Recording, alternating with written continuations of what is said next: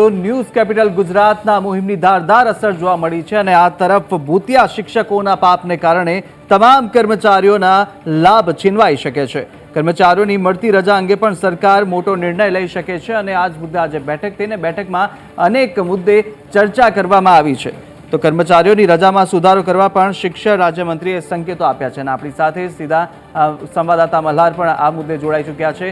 મલ્હાર, આજે મહત્વની બેઠક થઈ, જે ન્યૂઝ કેપિટલ સતત અહેવાલો પ્રસારિત કર્યું છે ભૂતિયા શિક્ષકો વિરુદ્ધ અને ત્યારબાદ હવે એક્શનમાં સરકાર આવી ચૂકી છે અને એક બાદ એક બેઠકો શરૂ કરવામાં આવી। આજે બેઠકની અંદર કયા કયા મુદ્દાઓ ચર્ચામાં આવ્યા છે અને સાથે સાથે કેવી એવી મોટી ઇમ્પેક્ટ છે, અસર છે તે શિક્ષણ વિભાગ પર અને કર્મચારીઓ પર થઈ શકે છે?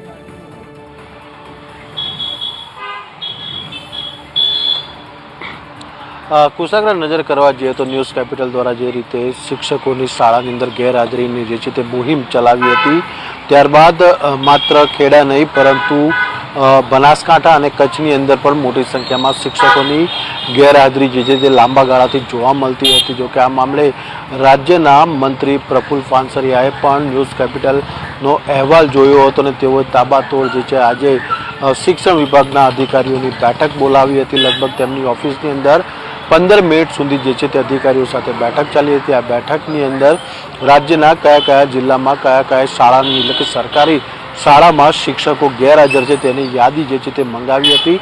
જો કે અધિકારીઓ યાદી લઈને આવ્યા હતા અને લગભગ 63 જેટલા શિક્ષકો જે છે તેઓ શાળાની અંદર ગેરહાજર હોવાનું જે છે તે સામે આવ્યું હતું। એટલે કે શિક્ષકો જે છે તે છેલ્લા ઘણા સમયથી જે છે શાળાની અંદર હાજરી નથી તે પ્રકારની વાત જે છે તે રેકોર્ડ ઉપર સામે આવી હતી। જો કે રાજ્યના શિક્ષણ મંત્રીએ માત્ર આજે 17 જિલ્લાની અંદરની યાદીઓ જે છે તે જાહેર કરી હતી। એટલે કે 17 જિલ્લામાં 63 શિક્ષકો જે છે તે ગેરહાજર લાંબા ગાળાથી જોવા મળી રહ્યા છે।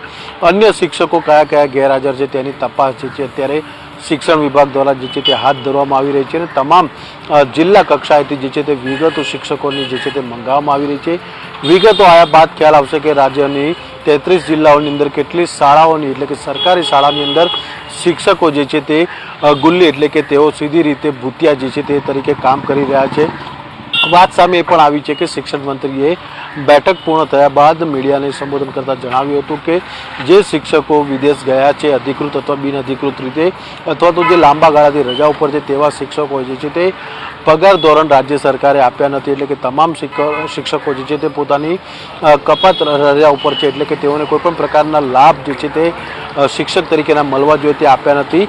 પરંતુ પ્રશ્ન હવે એ ઊભો થાય છે કે આ પ્રકારની લાલિયાવાળી જે રીતે શિક્ષકોએ કરી હતી તેના માટે જવાબદાર શિક્ષકો સહિત અધિકારીઓ છે કે નહીં તે પણ એક તપાસનો વિષય છે। એટલે કે શિક્ષણ વિભાગ આ દિશામાં પણ તપાસ કરશે, કારણ કે સ્થાનિક કક્ષાએ જે શિક્ષણ વિભાગના ડીઓ, ડીપીઓ અથવા તો શાસના અધિકારીઓ છે તેમની પણ એટલી જવાબદારીઓ છે કે શાળામાં જો 5 મહિના કરતાં વધુ સમય વીતી જાય અને જો શિક્ષક ન આવે તો તે શાળાના આચાર્યને બોલાવીને શિક્ષક શા કારણોસર નથી આવતો તેની વિગતો જે છે તે લેવામાં આવતી હોય છે અને આ વિગતો જે છે તે રાજ્ય કક્ષાએ એટલે કે શિક્ષણ વિભાગને જે છે તે પહોંચાડવામાં આવતી હોય છે।